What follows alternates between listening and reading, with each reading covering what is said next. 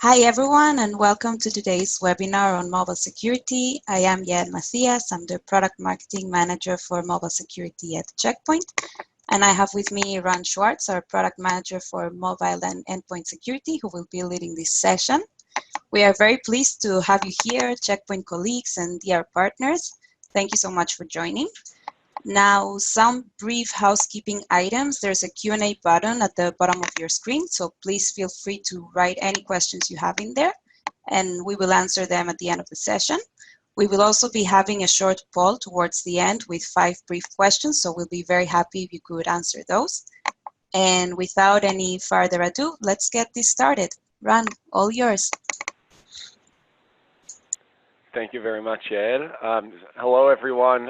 Welcome to today's webinar. My name is Ron Schwartz. As said, I'm the Product Manager of Threat Prevention, responsible for mobile and endpoint. And of course, today's session will be focused on mobile and specifically how to prevent data breaches on mobile devices with SandBlast Mobile. So what we're going to be covering is the new challenges that face us in this mobile world, the ever-connecting world that we live in today and work in.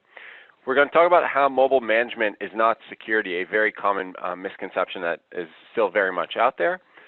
That will lead us into discussing, well, how we should actually protect the corporate data that's sitting on mobile devices and why that's so critical for our customers, and also do a brief review of the fact that SandBlast Mobile scored the highest security effectiveness score in the latest MIRCOM. And then perhaps most importantly, we'll open it up to Q&A. With that said, as Jan mentioned, feel free throughout the webinar to type in questions in the Q&A section as well. So in today's world, everything is connected and everything is mobile. The world is really a mobile world. We have many different programs that our customers have, and even us as organizations have internally. Things like BYOD or COPE or some sort of hybrid program. And these are still presenting challenges to many organizations that are trying to figure out what's the best way for them to actually mobilize their workforce. At the same time, what we're seeing overall is that more than half of the web traffic today actually comes from mobile devices. People are just so used today to use their mobile devices for everything. And of course, the perimeter has completely disappeared. And what that means is that not only are we consuming things on our mobile devices, we're also accessing applications that are no longer sitting behind our firewalls. They're sitting in the cloud, in hybrid clouds, public, private, and so on and so forth. And so today's world has become so decentralized, and that's a key thing we have to remember, especially when we're talking about what our customers may have. Now, in this particular case, when we talk about the mobile footprint, this is a key thing to go over with your customers. Why? Because many of them will have different answers as to what they're doing. A lot of them will say we're only iOS or we're only Android, or maybe they have a 50-50 split or anywhere in between. A lot of them may have just BYOD or corporate. And it's important for you to understand what type of device ownership they have and what type of devices are even relevant for them. On top of it, it's always key to understand how exactly they are mobilizing their data. Why are they doing it? What's their motivation behind it? What kind of sensitive information that's key to their business is actually sitting on the mobile device? Because if you can understand that, that helps you shape the conversation to why they are at a particular risk. Another important thing to keep in mind is who is the business owner of mobile? Is it the IT manager? Is it a mobility manager? Despite the fact that there are several trends today where the Mobility Center of Excellence has kind of folded again and gone back under the CISO organization, and even a lot of mobile and endpoint have merged, that's not the case in every organization. It's important for you to find out exactly who the right business owner for mobile is. Now, it's also key to understand their mobile approach. So on top of the device type and ownership and the business owner and what kind of data they have from a corporate perspective on mobile, it's important to understand how they are mobilizing. So are they using a UEM, Unified Endpoint Management, or MDM as it was previously known? Are they just using third-party containers? or are they using native containers like Android Enterprise that come pre-built and are enabled by the operating system itself? Because that, of course, changes the way the conversation can work when discussing mobile security and what the best approach is in order to prevent breaches. And last and certainly not least, it's always important to understand what they're doing from a remote access perspective. Are they doing things around two-factor authentication? Do they have a VPN requirement? Is their data still sitting behind the firewall, or have they gone to the cloud and are using applications like Office 365 or G Suite, Salesforce, and so on and so forth? So understanding these 5 areas will be key when you talk to your customers and kind of shape how to tailor mobile security to their environment because of the risk they might be in. Now, why do we need to understand all of that? Because it helps us understand how the mobile threats that continue to rise and are happening pretty much on a weekly basis. There's something new that's happening, and these are just a few examples, how that all makes sense. Because if you understand what it is that your customer is doing or trying to achieve from a mobile perspective, and you understand the fact that, and can communicate the fact that their data is now at risk because of things like insecure Wi-Fi connections, applications that are vulnerable, or malicious applications, or vulnerabilities and exploits that have to do with the operating system. And of course, things like phishing and browsing, all those things that you have to understand and convey to the customers that, hey, if you have some sort of mobile deployment in place, you are at an inherent risk because of these, and of course part of it will make more sense in the context of their deployment model. And if we think about how a mobile device gets infected, there's 3 ways by which the device can get infected. First and foremost, applications. In the application space, we have malicious applications that are hidden in what looks to be innocent apps that trick users into downloading them, and of course enable malicious action almost immediately upon download. Now the other one is exploitation of privileges, applications that can see what operating system they're running on and exploit that to their advantage. And of course, app repurposing, app repackaging, and vulnerable applications as well. Things that will put an organization at risk when one of these 3 things is running on a device that also houses corporate data. The other one is network. Phishing has pretty much come to be the #1 source of mobile threat today when it comes to the network, and perhaps even overall. Phishing continues to rise and is a key thing, including malicious URLs that can actually perform drive-by attacks, and of course man-in-the-middle attacks as well, where the traffic can be intercepted. And of course with the mobile device, as the name suggests, it is mobile. It connects to a bunch of different networks with different security postures, and that puts a user and their data at risk. And last and certainly not least, the device and the operating system. When we talk about misconfigurations or insecure configurations, rooting and jailbreaking a device, or running a device with an outdated operating system that has plenty of vulnerabilities that perhaps some other things can exploit. And if we take all this and put it really in the context of the business, how is this going to impact my customer? Why is this going to matter to them when I'm talking to them about this? Because through any of these channels, their employees' devices can be taken over. Their sensitive data then can be intercepted and stolen and expose the organization, especially if we're talking healthcare, financial, retail, anyone who has some sort of payment or PII or medical records involved, and of course stealing of credentials, which then can be repurposed, stolen, and of course used to move money or data around as well and take in company. So this is a key thing. A lot of times it's easy to talk about, okay, well, how are things getting affected, but it really comes down to putting it in the context of why does it matter for the customer that you're sitting across from. Now, a common misconception out there is that iOS devices are these perfect little things, and the iOS world is the utopia of mobile security. And to their credit, Apple's done a great job of marketing that. But in reality, that's not the case. In fact, it's far from it. When we look at vulnerabilities, iOS has far more CVEs than Android, despite the fact that it's a closed system, unlike Android, which is a completely fragmented world. Now, in iOS, you can also have malicious certificates that can actually manipulate users and get applications onto a device that are third-party applications and not vetted by Apple. So these applications that are not regulated are now able to do whatever they want. They can use private APIs, and that puts the device that has it at a huge risk. And of course, and this is also something that's extremely relevant for Android, but humans are the weakest link.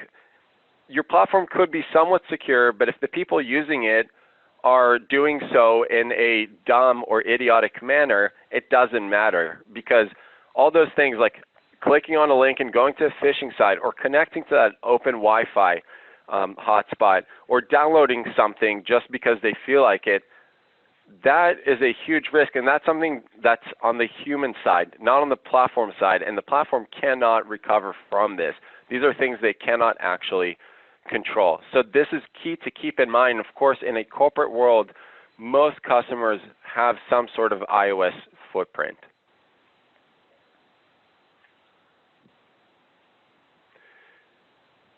Now, when we typically talk to customers, and what you've probably seen if you've been in the world of mobile anytime over the last 8 years, basically, is that mobile management solutions, which used to be called MDMs and then EMMs and now are called UEMs for Unified Endpoint Management, as I mentioned earlier, they've marketed themselves extremely well to say that they do quote-unquote security.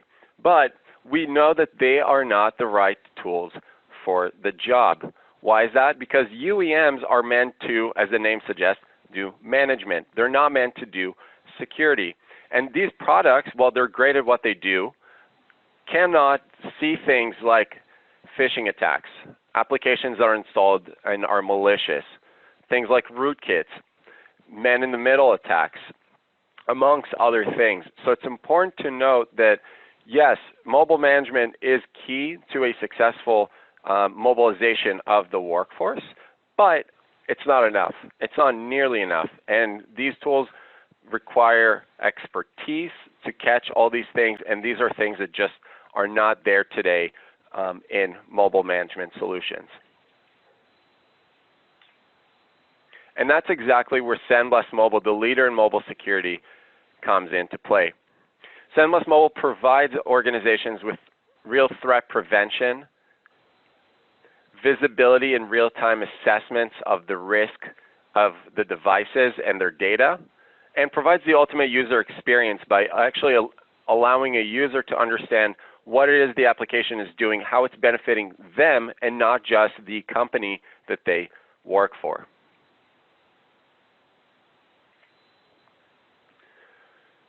So if we dive a little deeper into SendBlast Mobile, again, we got to focus on the fact that it's about preventing mobile cyber attacks. First and foremost, by allowing download prevention, making sure that things can't even get to the device in the first place, and also detecting malicious applications in the process. The second thing is ensuring that the network connections that the devices are making are secure, and if they're not, make it secure. Enable productivity while also enabling security. Of course, be able to prevent phishing across all applications.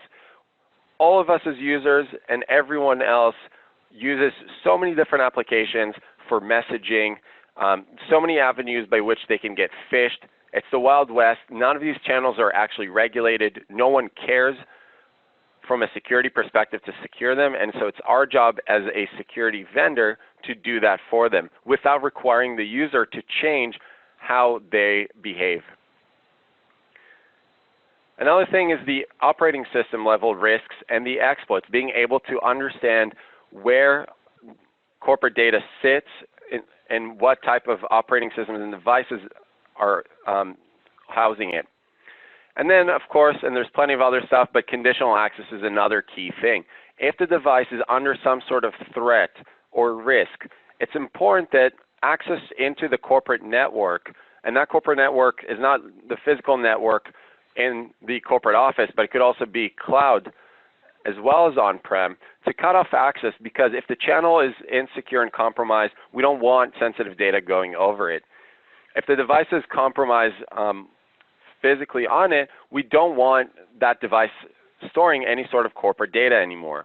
So it's important to make sure that we can perform conditional access and do so automatically without reliance on any sort of third-party tool. And so the key benefits across all of these is that you get full visibility. No longer does the enterprise, the customer, have to fly blind and assume things. They can actually see what's happening. It's easy to deploy and integrate with existing solutions that exist today in all customer bases. It leverages the world's largest threat intelligence database in ThreatCloud, and ensures regulatory compliance for data handling. So a lot of data compliance today, of course, things like GDPR, amongst other regulations, stipulate security and understanding of breaches and protection of data, and SandBlast Mobile is an enabler for that. And of course, it's available for iOS and Android, the mobile platforms.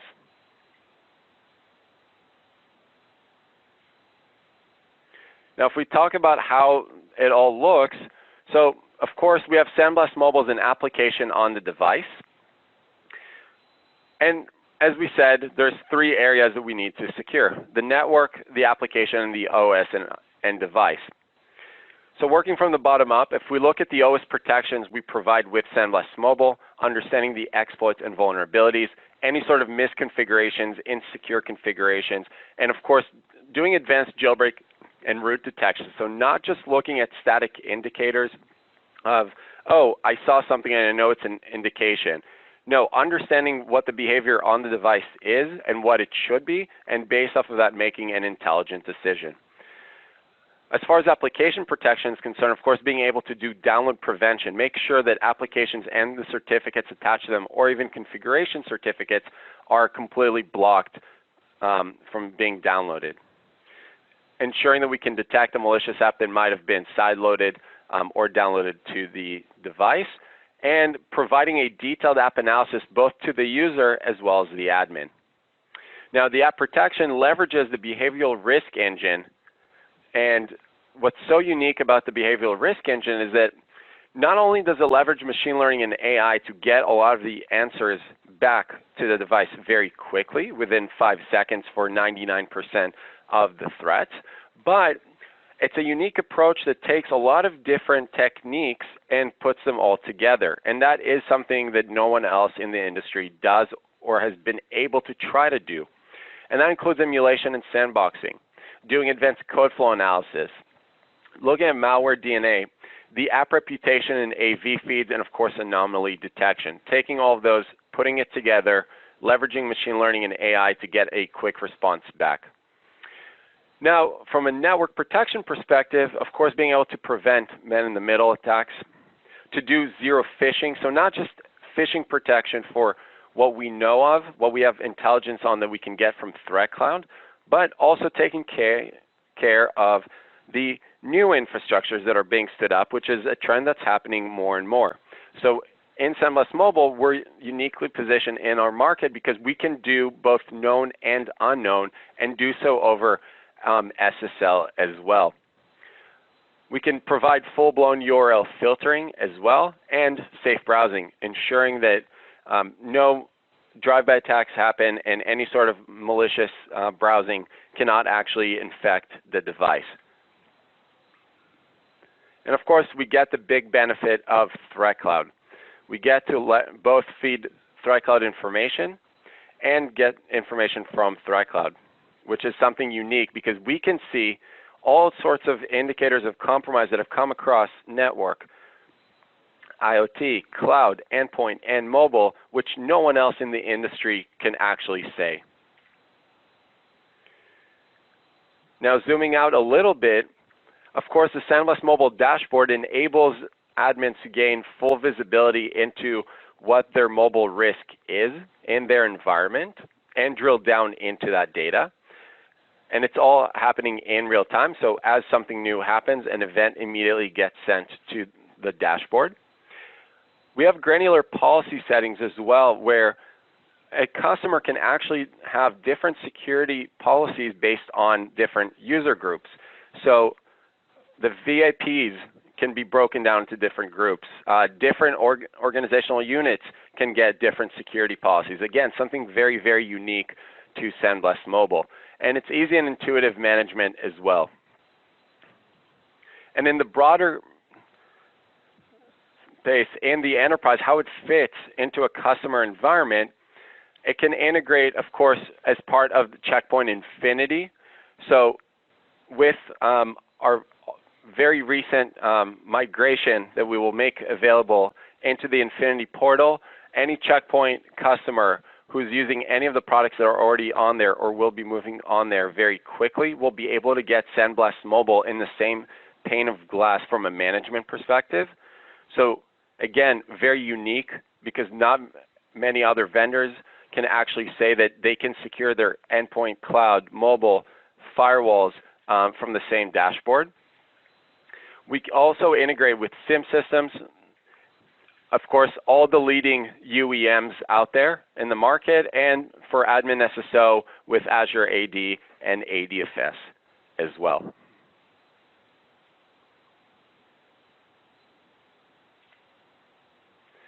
One of the key things we have to keep in mind, this is something that always comes up and we have to make sure we're very upfront about it, is that this is a product that was done with privacy by design. Privacy in mobile is more sensitive than any other thing in security today, and it's not going to change because of the perception that mobile devices, even if they're owned by the organization, it's still the quote-unquote my device as the user sees it, and that can be a huge hurdle for deployments.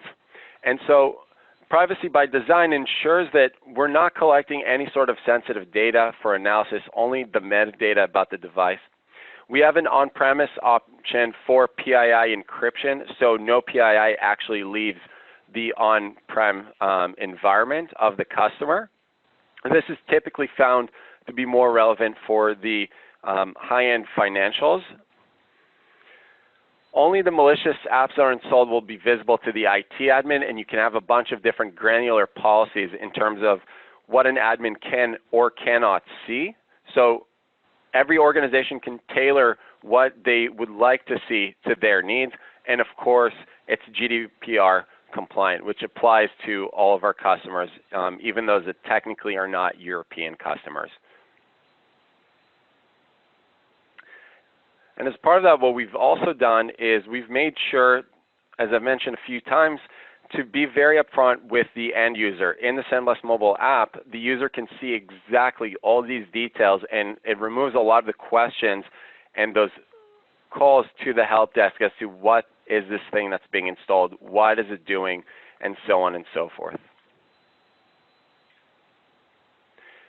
Now, it's all fantastic by me, the product manager, telling you all of this, but we also have some great third-party validation. Gartner, which last year when they did their technical comparison of MTD solutions, SandBlast Mobile scored the highest. In IDC, we've been a leader both years that they've done it since 2017. And in MIRCOM, which is the most recent assessment that we went through, we scored the highest in security effectiveness amongst all the MTD solutions. And MIRCOM tested every single major vendor in there. Now to dive deeper just for a second into MIRCOM, we achieved, and by far, the highest score. And the categories that they took a look at were the protected features, network attack prevention features, things like device vulnerabilities, and things related to the operating systems, remediation, and how easy is this product to use. And we vastly outperformed the competition, again, just like what we did 2 years ago the last time around. And really what's important to take away from this is not just the fact that from a security perspective that we're fantastic, but the fact that they called out how easy it is to do the remediation, how intuitive the dashboard is and the fact that deployments are not difficult, because that's a key thing in mobile, and that's a big part of a mobile security strategy for all customers, and that's what SendBlast Mobile tries to achieve.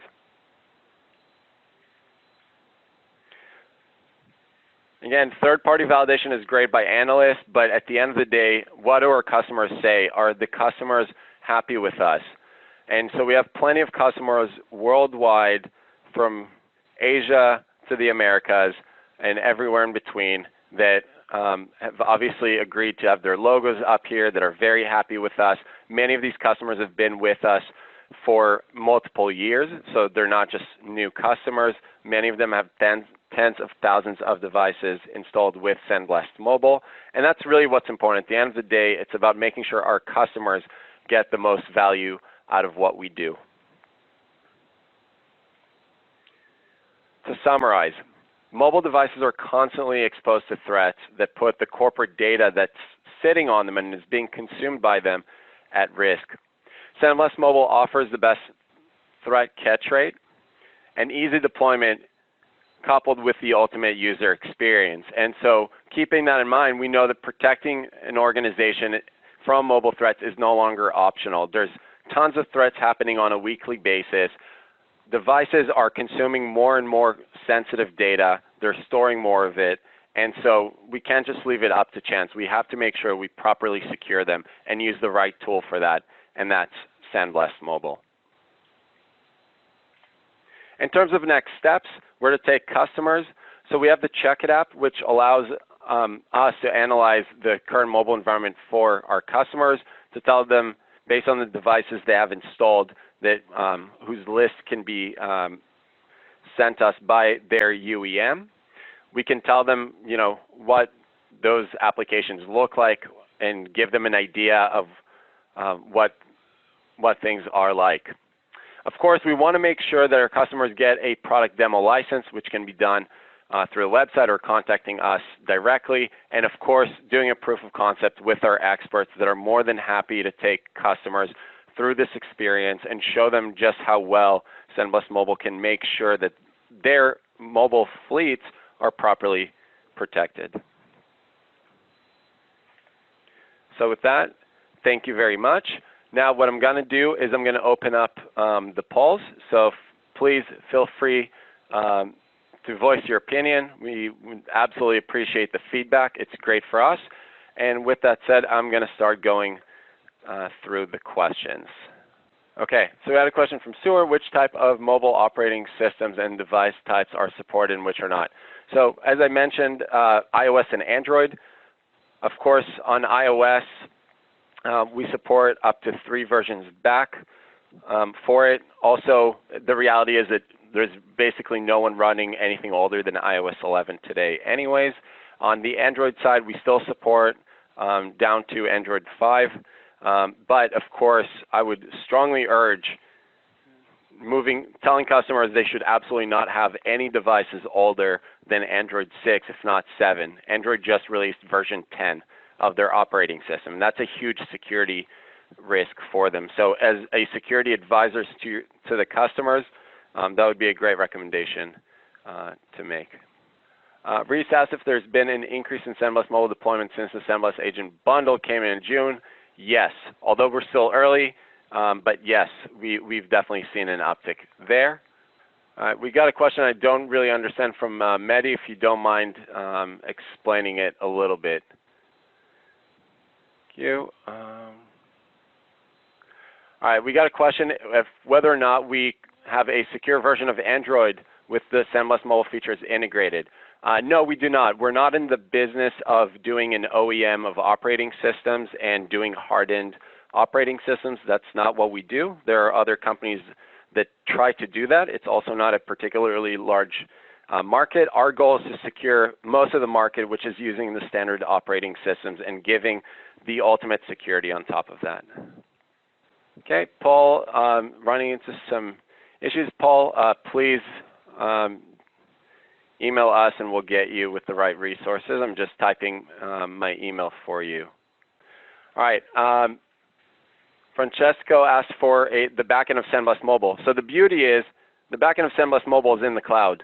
You don't have to worry about how it's stood up or anything like that. Now, if you do have customers who require the SendBlast Mobile connector to secure PII on-prem, then we have documentation on our wiki, and if you're a partner, please talk to your rep and we'll get that over to you.